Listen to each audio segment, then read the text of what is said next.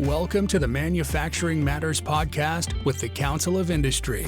Join us as we bring you inspiring stories, interviews, and insights from across the Hudson Valley that will revolutionize the way you think about manufacturing. This podcast is proudly sponsored by PKF O'Connor Davies, a leading accounting and advisory firm dedicated to helping businesses thrive in the manufacturing sector. With their industry knowledge and strategic guidance, PKF O'Connor Davies ensures that manufacturers have the financial insights and support they need to achieve success.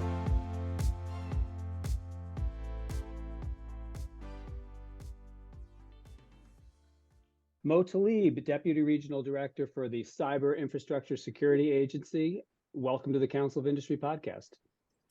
Thanks for having me.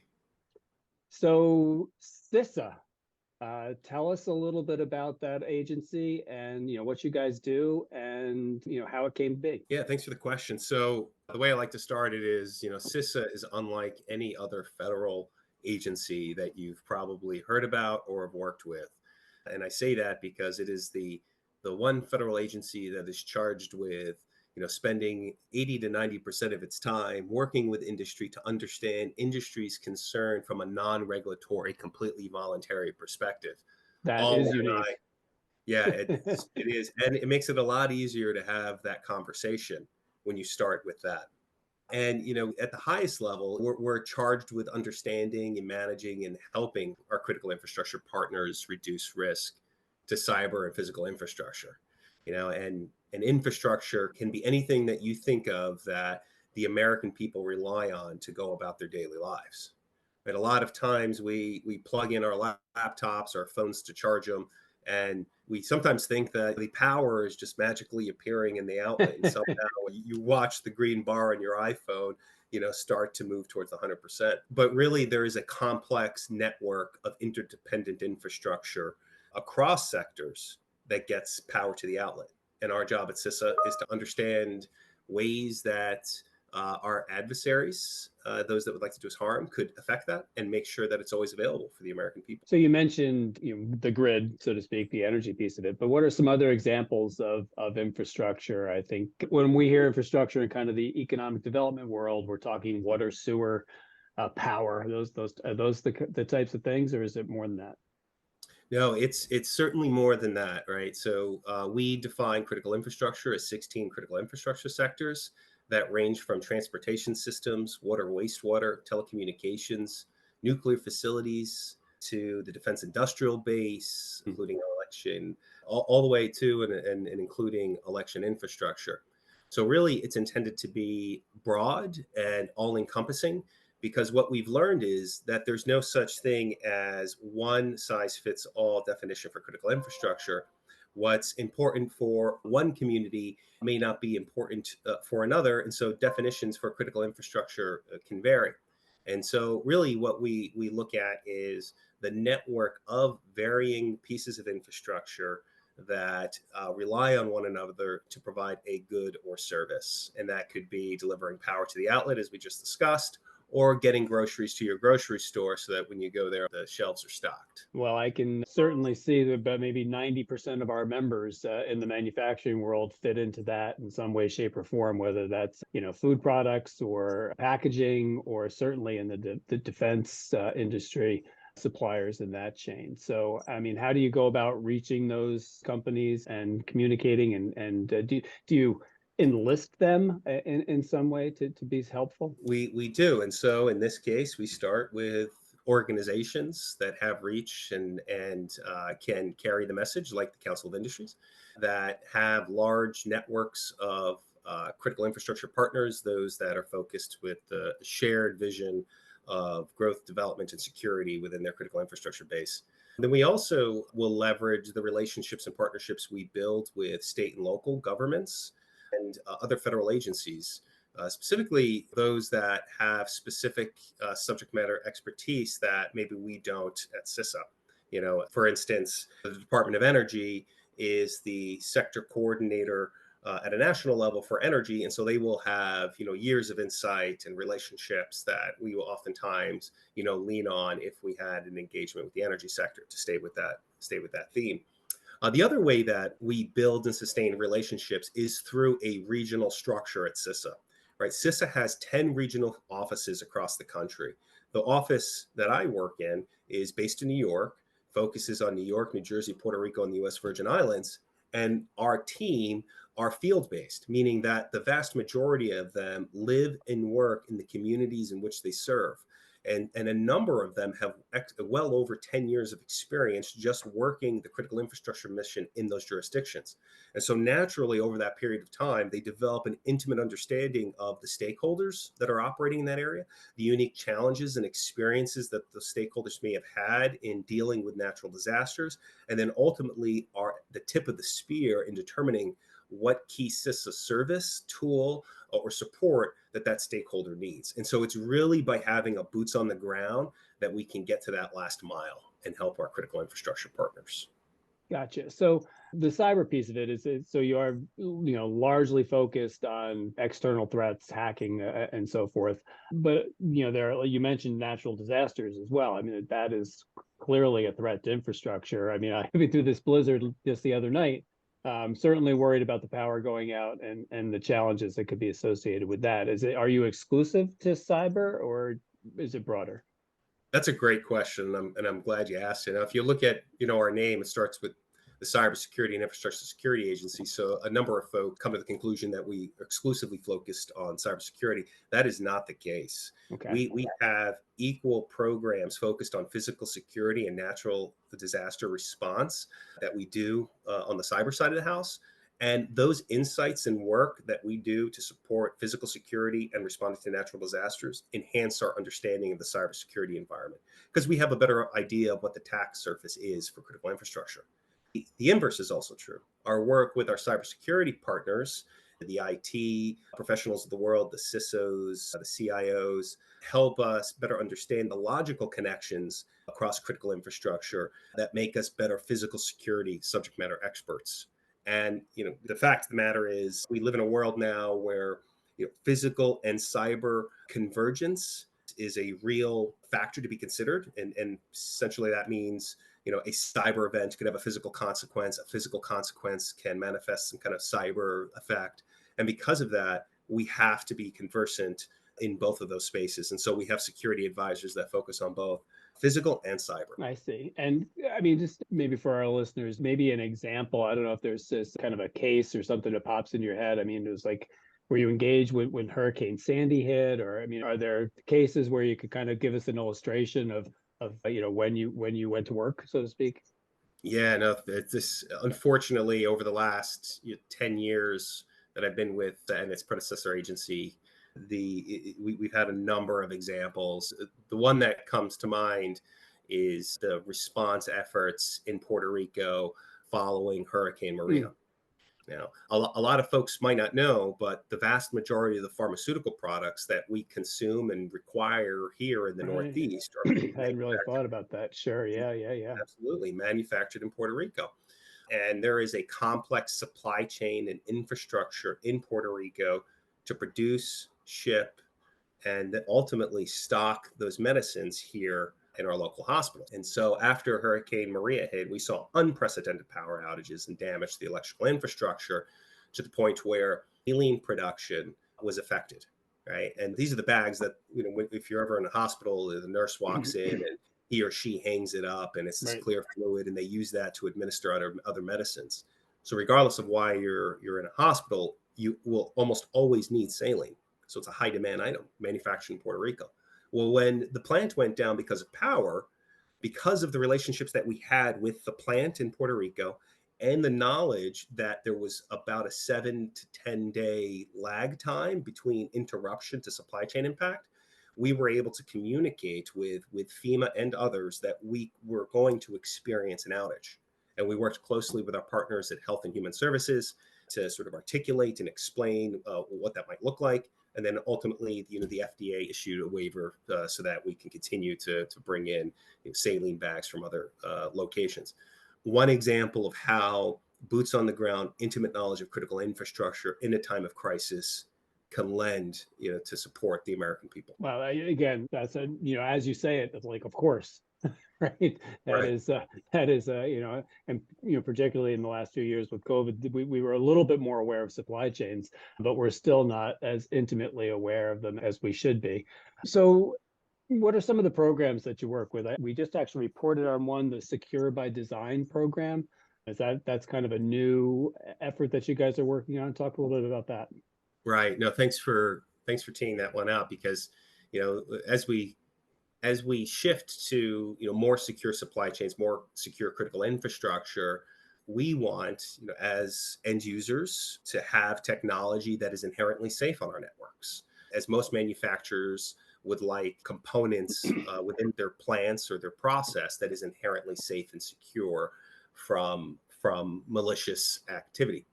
And so, just let me start with an example and then talk about secure by design and why it's so important. So, the Iranian Revolutionary Guard Corps, the IRGC, their affiliated cyber actors using the persona Cyber Avengers actively targeted and compromised Israeli made Unitronic Vision Series programmable logical controllers. Right. So, these are the components within a system that help regulate processes, specifically, in places like water treatment plants. And these programmable logical controllers, when they face the intranet for things like remote accesses and remote views, could potentially be vulnerable. They're especially vulnerable when the programmable logical controller has a default password on them, as many programmable logical controllers and hardwares are shipped with default passwords that are installed on networks and within facilities. That in and of itself is potentially a design flaw and vulnerability that could be mitigated by a secure by design principle. So now I'll sort of back up and talk a little bit more about secure by design. So the core tenet of secure by design is that manufacturers create safe and secure default behavior and products as they provide it to the customers.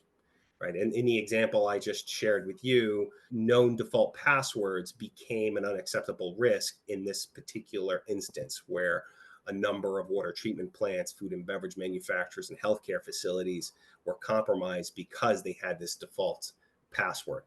These recent intrusions and targeting of these logical controllers, right, in some cases, basic 4-digit passwords demonstrate the significant potential for real world harm caused by manufacturers distribute products with static default passwords. And so, in these attacks, the default password's widely known. It's publicized on open forums where threat actors are known to mine for intelligence for their own purposes to assist with their malicious cyber activities. And in this case, the IRGC affiliated actors use the default passwords to sort of compromise. And so what we want to advocate for are really several principles. So the first one is for manufacturers of components, IT communications components, to first take ownership of customer security outcomes. Mm. And what we mean by that is that manufacturers should invest in to protect public safety and public health by engineering software and developing software that is secure by default and secure by design, so that the products are secure against reasonable foreseeable threats, such as the one that I just mentioned. Mm-hmm. And there are a couple of different ways you could do this. You could provide and require unique passwords during setups. You could require multi-factor authentication and develop technologies for phishing resistant MFAs. And there's a full suite of tools and resources that help manufacturers think about ways that they can actually take ownership of customer outcomes. Wow, that is that's really hitting home. I mean, I got to say, 85-90% of our members use PLCs. I mean, it's just a big part of their process, up and down the line. That's a great example. I also think folks are also in that design mode, and they certainly could probably do a little bit more to secure their products that they're shipping, whether that's a circuit board or a controller. That's fascinating. Yeah, and the industry is really going to be responding to the demand signal from the end users here. Yeah. And this is where we're asking our partners and stakeholders, when engaging in a contractual relationship for software procurement and component procurement, to really hold manufacturers and themselves accountable for installing inherently safe technologies on Yeah. their networks.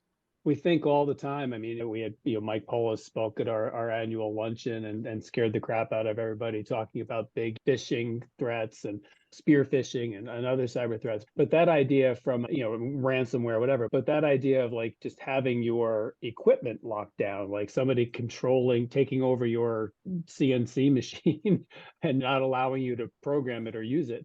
That's something that is another level of scary and intrusive. And I guess you are vulnerable if you are in the industrial internet of things, or if you're industry 4.0, you are exposed.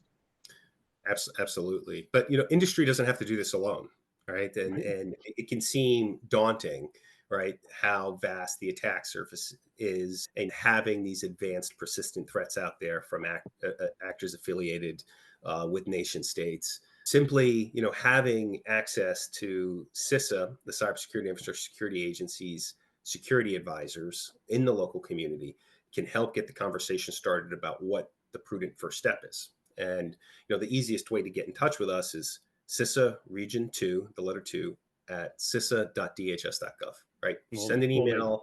we'll make sure that gets in the show notes as Thank, well, so they connect. Yep.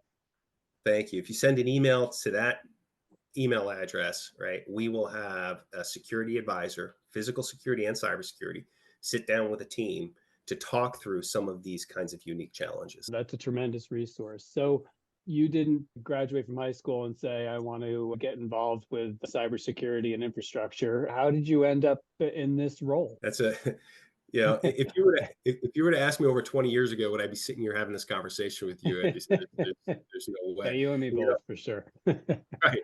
And it's like, I'm an adjunct as well. And I tell students, those that are getting started, you can't foresee all the doors that you'll walk through, but you work hard, you try your best, and then ultimately opportunity presents itself under the tutelage of great mentors. And my career has been one of those, right? So not unlike many others in our organization, I started in the Army, right? I commissioned out of Hofstra University on Long Island. I'm a lifelong New Yorker, born and raised. September 11th changed my career trajectory, as it did many people at that time, right? Where I heard the call for public service and then became an Army intel officer where, I served in the Army. And it was sort of the education in working hard, working as a team, thinking critically, that generated opportunity that led to where I am at CISA. And there were a lot of kind of surprise doors along the way, right? The Army officer, ultimately myself, becomes the Coast Guard intel officer at some point in his career, and did That's that. That's right. Yep. So I'm really torn when it comes to Army Navy, the game. So I try to stay out of it, and then really got an education in local business when I joined the NYPD for a short period of time before come into the Department of Homeland Security to also work the intel mission, and then ultimately, to CISA. And as I said, just the mentors along the way, the training, educational opportunities have really helped me get to where I am today. And so what I would say to anybody looking for a similar career trajectory is find somebody that's smarter than you, right? And ask them a lot of questions, right? And then work as hard as you can. No, that is very good advice. We're always intrigued by how people end up there, but it's got to feel good to be helping. Certainly this is an overwhelming threat, but it's got to feel good to be one of the good guys that's trying to protect and keep people safe. It does, and I have to tell you what makes it possible is the team that I have around me, right? The well over 55 CISA employees and personnel that are working in New York and across all of the region, that put in, day out, the hours to understand the critical infrastructure. And we place a lot of trust and confidence in the folks in our organization. Every one of them comes with their own storied professional background. that makes them a contributing member of the team in a real big way. And no two security advisors or employees are the same. Each comes with a different perspective. And so really it's doing this together, leveraging the relationships we have with our state and local partners that we actually get the job done. So I'm curious about the threats are so constantly evolving. What do you see emerging? I mean, how do you stay ahead of it, and can you stay ahead of it? Well, I think we have to stay ahead of it, right? And We don't have a choice. There you we go. don't No, have a yeah. choice. So here we are. We're going to do it. Yep, we have to stay ahead of it. So we know that, for instance, China's cyber pursuits and its industry's export of related technologies increase the threats of their aggressive cyber operations against the U.S. homeland, goals and agendas that they may have to suppress the free flow of information in cyberspace, such as U.S. web content that Beijing could potentially view as threatening to the Chinese Communist Party's hold on power. All of that drives sort of this authoritarianism mindset globally. They, without a doubt, probably currently represent the broadest, most active and persistent cyber espionage threat to the United States. And that's coming from the Office of Director of National Intelligence in their 2023 assessment. They're certainly the most capable of launching cyber attacks that could disrupt critical infrastructure services within the US, right? Ranging from oil, gas pipelines to rail systems. Their operations have included in the past compromising telecommunications firms, providers of managed services. And specifically, we know that they're aggressively targeting U.S. and allied political, economic, military, and critical infrastructure personnel. And Really? so all of this means, that we need to be super vigilant. We need to come to this with our A game. We need to work together because the worlds that we live in and the ones that the chief security officer and the CIOs have to help CEOs and others navigate is incredibly complex, ranging from the PRC actors to Iranian affiliated cyber actors. Is there, you mentioned China, and clearly a threat, and I guess it's hard to distinguish between commercial and political in that regard. But setting China aside, are there threats that are more commercial based that are just looking to steal secrets and intellectual property, or is it really more political? Well, I would say that Or is it a distinction without a difference? I guess that's the next yeah, I question. think it's a distinction without a difference because stealing intellectual property and affecting U.S. business and allied business in a number of ways, achieving potentially an adversary's end. The innovation that occurs in business and the technology that's developed is in of itself the national security economic edge that others would attempt to erode based on the assessment that I just shared with you. And so I think that organizations should be concerned, but deliberate in their action, right? And not so alarmed that there is a fear of perhaps expanding businesses or taking on new technologies or exploring innovation. Again, I think between our partners at the FBI and our state and local partners, there are a tremendous amount of resources to help critical infrastructure owners and operators navigate this. In fact, there are a number of security alerts that CISA will place on its website, CISA.gov, for members of industry that talk about the kinds of things that I did today, from PRC affiliated PRC actors to the IRGC cyber operations. And so I think it's important that folks view this as kind of a sliding scale, and that there may be, regardless of what an individual thinks that they're doing within their organization, that just assume that at some level it's going to be important for someone, right? And that you may be a target, if not from a nation state, it could be from a hacktivist or someone else who's just looking for an opportunity, like someone who's looking to take advantage of your organization via ransomware. Right. And I know we hear all the time that the threats come from all over the place, but the weakness is kind of internal. It's that person making the mistake, carelessly clicking. Do you offer, training or resources to help in that, or is that something that you point to other providers for? We do offer that. And so the first place to start would be our ransomware readiness guide, which is on our website.